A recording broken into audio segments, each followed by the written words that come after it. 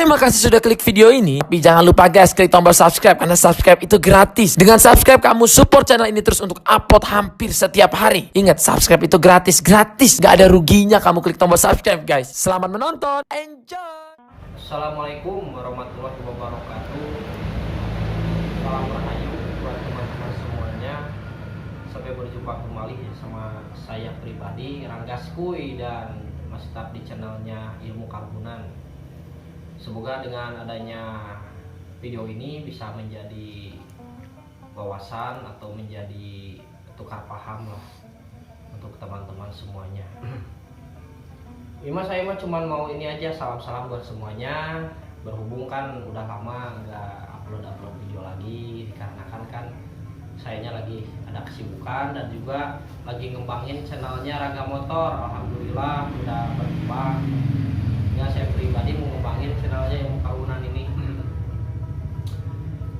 Buat salam-salam buat semuanya, buat yang sudah subscribe terima kasih banyak, dan yang belum subscribe maka dihimbau lah kalau Anda berminat atau Anda suka subscribe aja karena subscribe itu gratis.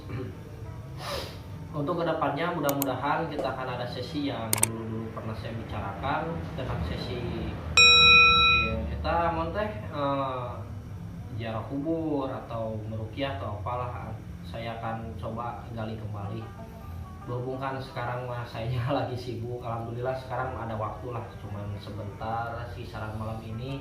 Mudah-mudahan di adanya video ini bisa semakin maju lagi lah.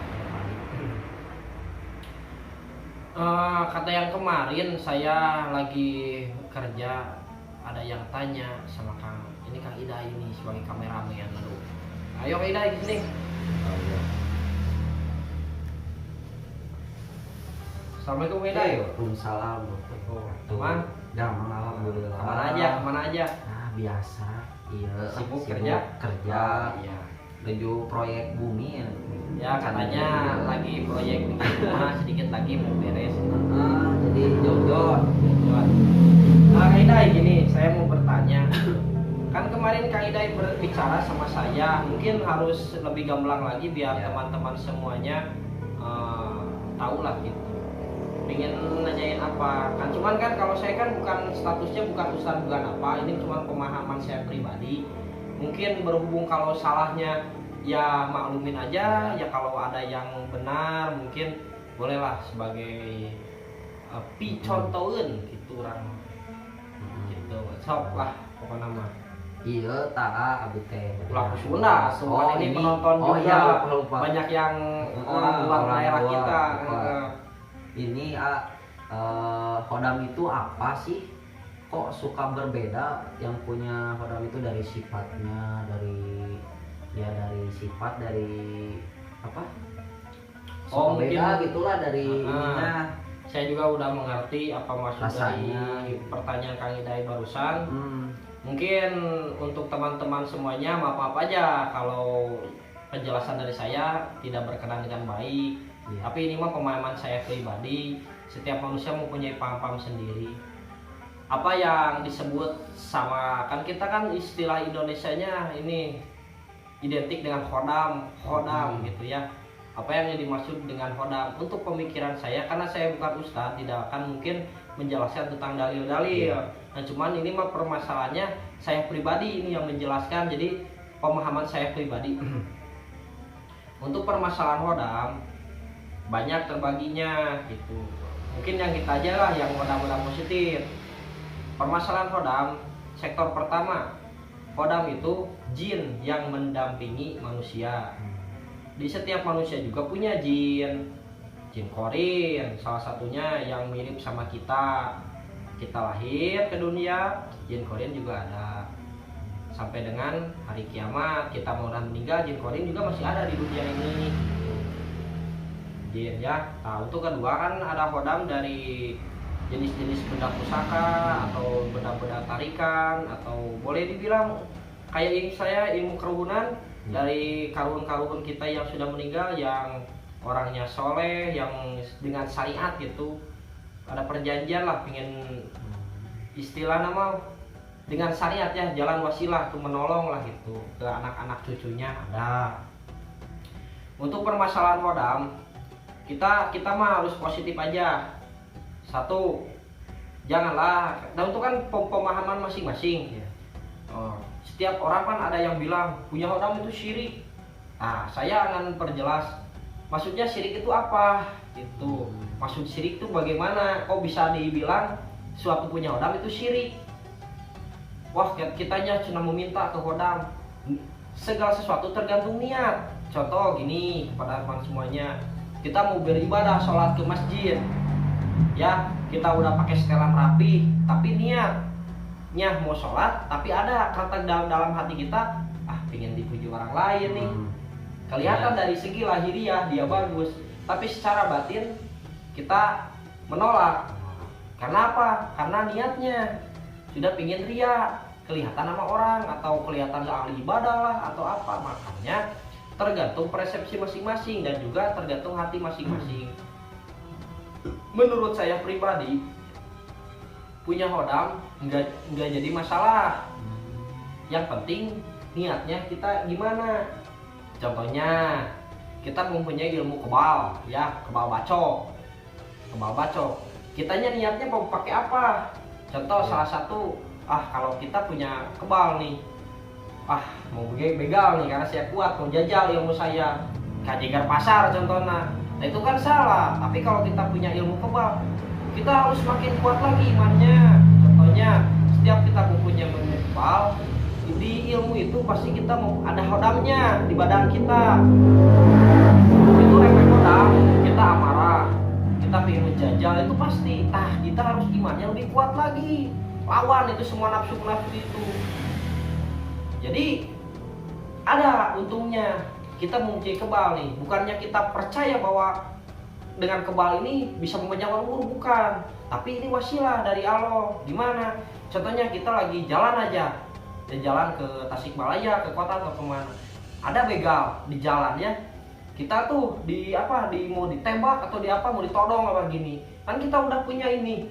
Ya Allah, kuatkanlah badan saya dengan syariat ilmu kebal ini, moga Allah memberikan kekuatan pada diri saya. Kan kita sudah meminta kepada yang punya ilmu, Allah memberikan wasilah lewat ilmu itu ke badan, karena juga sudah punya syariatnya. Udah gitu kita dibacok ya, alhamdulillah dengan izin Allah selamat. Gitu dipakai dengan positif. Gimana niatnya ya? Gimana niatnya? Janganlah sekali-sekali kita mengadakan sesuatu itu musyrik, kafir lah, apa jangan. Belum tentu kita menganggap orang lain itu musyrik, belum tentu hati kita juga musyrik ke Allah. Janganlah, buat teman semuanya kita positif aja. Mau itu yang penting itu kan itu. Jadi gimana ya? Itunya yang kelihatan dari kita. Contohnya gini, kita melihat itu pandangan kita syirik. Janganlah tegur dia. Cukuplah kita lihat. Jika mana dia menyimpang dari ajaran agama, bolehlah kita tegur. Kalau tidak menyimpang ya nggak apa-apa. Gitu, janganlah gitu. Introspeksi diri kita masing-masing. Yang penting kita keimanannya kuat, kita meyakini akan adanya ilmu-ilmu dari Allah tentang syariat, ilmu spiritual. Contohnya gini, kita mau nebang pohonnya. Nah gini aja, kita punya korek ini, ya. Ini korek untuk merokok, syariat, tuh ya. Dengan adanya korek ini kita bisa merokok. Contohnya kalian aja nggak punya korek, mau gimana nyalain ini? Bisa nggak nyalain? Nggak bisa, karena punya syariat. Kodam kalau diizinkan sama Allah Subhanahu Wa Taala itu kan yang barusan itu namanya kabar bentuk ke kebal bacok, ya. Kalau kita dikasih sama Allah gitu kodam. Ya, jadi gini ya, saya perjelasin lagi, tergantung persepsi kita. Kitanya pingin milih yang mana. Contohnya gini, kitanya yakin nih, kita pingin punya kebal. Kan itu ada maksud dan tujuan. Buat apa kebal? Contohnya gini, Anda mempunyai kebal, buat apa kebal? Butuh nggak untuk sekarang? Butuh nggak? Enggak kan? Nggak butuh. Buat apa? Yang penting mah sekarang mah banyak duit aja, usaha yang benar dengan jujur dan ikhlas. Gitu. Jadi tergantung niatnya juga.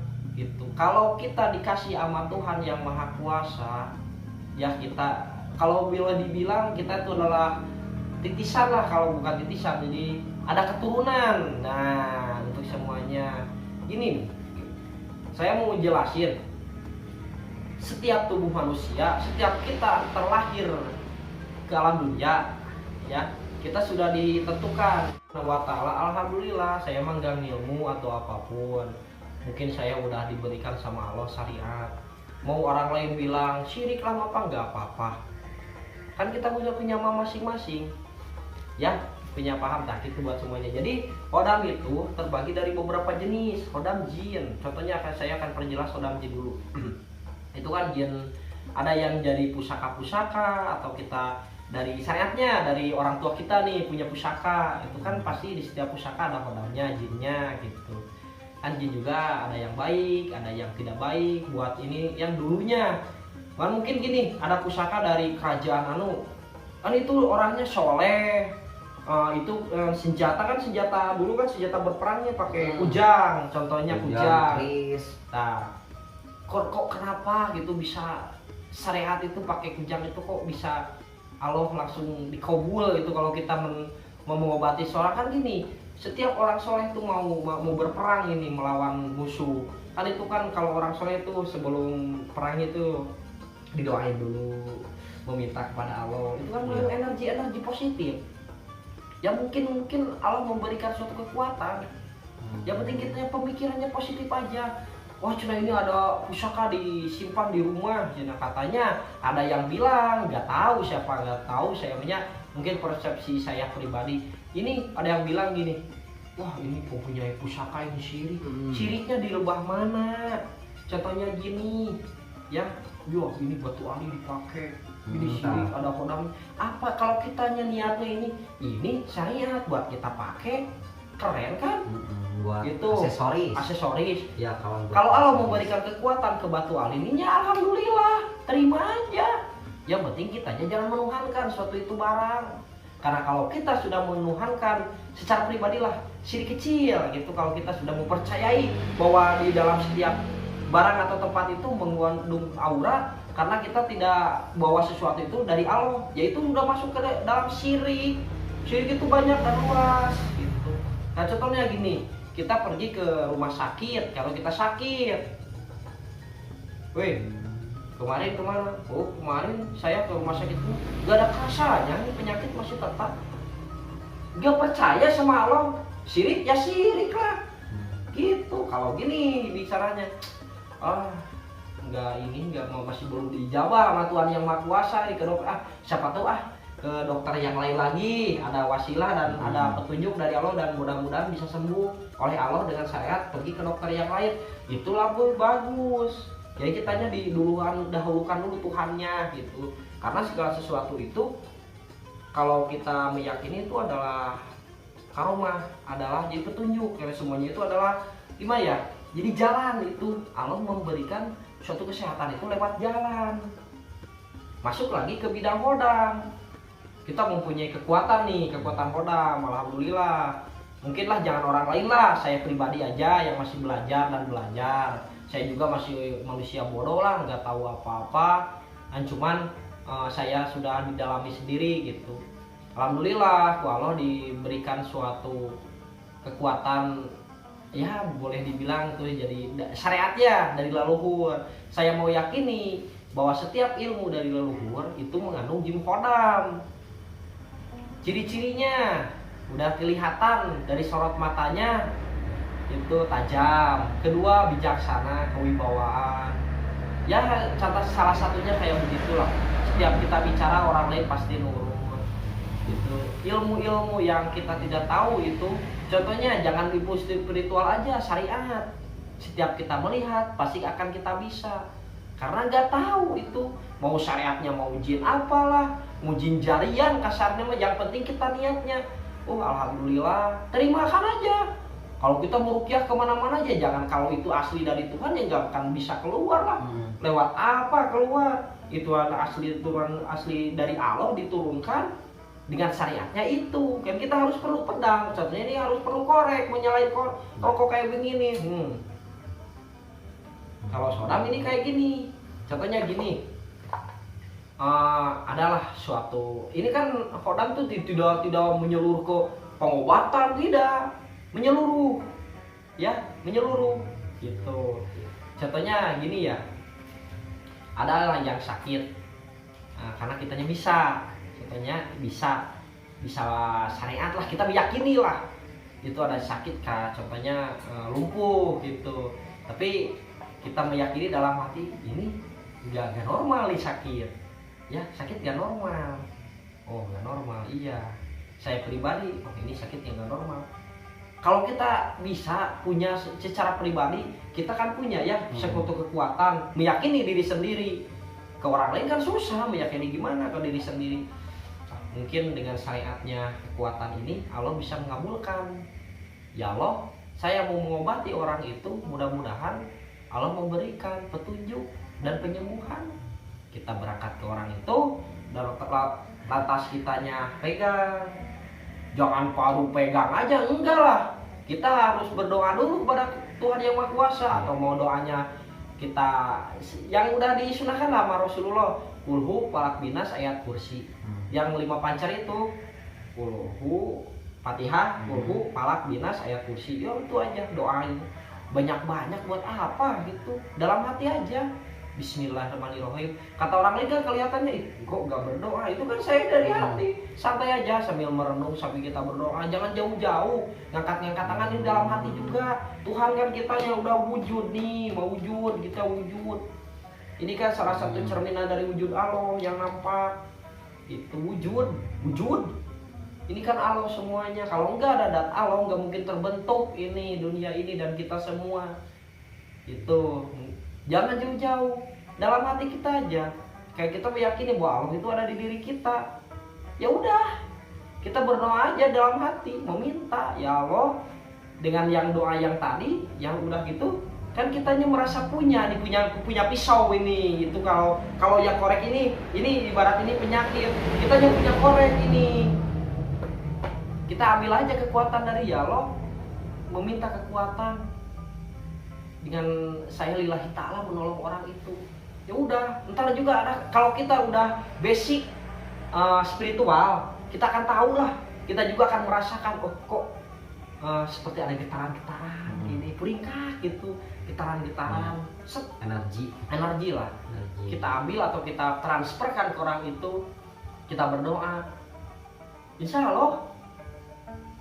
Kan orang-orang soleh nggak banyak gitu kayak orang lain, cuma gini aja. Oh minta air ya, itu syariat gitu ya, pakai kata Allah. Bismillahirrahmanirrahim. Karena kan ucapannya itu udah, karomahnya udah tinggi atuh, dikirnya juga, sunahnya juga. Mungkin sekali Bismillah juga Allah langsung ngabulin. Gitu. Itu kan syariat gitu kan. Kalau aku pribadi gitu syariat gitu. Ya. Kalau sembuh, ya alhamdulillah, mungkin jalan. Kalau belum sembuh, mungkin bukan saya jalannya untuk kesembuhan. Ya. Mungkin orang lain atau ke dokter atau kemana. Ya Allah berikan jalan syariat itu buat itu kesembuhan. Itu yang dimaksud dengan kekuatan Khodam leluhur. Jadi kekuatan Khodam itu banyak. Kan cuma saya bukan perjelaskan masalah kekhodaman. Yang penting gini, kalau setiap kita melakukan sesuatu apapun, dibarengi dengan ikhlas. Kalau kita sudah ikhlas lillahi ta'ala, ya tentunya lillahi ta'ala aja, insya Allah barokah. Kita pun juga nggak perlu puasa atau apapun, dengan kekuatan ikhlas itu insya Allah kesembuhan akan menyertai. Ya syariat kita ya ke orang lain, insya Allah kesembuhan. Karena apa? Tuhan itu memilih itu yang ikhlas. Amin, ampun paramun buat semuanya. Jangan mengobati atau mengambil amplop dengan apa, nggak apa-apa. Kalau ikhlas itu kan lihat kita batin kita pribadi, mata kan kita harus lihat aji diri masing-masing, lihat batin, lihat orang lain itu apakah itu dengan terpaksa ngasih pada kita, apa ikhlas, apa orang itu punya uang atau tidak. Kita lihat dulu kondisi perekonomian, kondisi hatinya. Oh dia itu orang mampu, ya ikhlas aja, itu mah kasih ya itu rezeki kita. Yang salah begini, kalau menurut saya, kita sudah syariat lah berdoa kepada Allah Subhanahu wa Ta'ala dan sembuh, kita mentarif. boleh dibilang satu hari itu ya. 3 juta Heeh. 500.000, satu jin 2 juta, 10 jin 500.000. Jangan ya, nah gitu kan, kita yang dikejar itu ikhlas, karena dengan suatu keikhlasan akan menjadi suatu keberkahan. Oke? Nah, mungkin segitu aja dulu, ini nggak dibahas secara gamblang. Dan juga buat semuanya, terima kasih yang sudah mancol lah gitu, sudah melihat di channelnya kami, di channel Ibu Karumunan.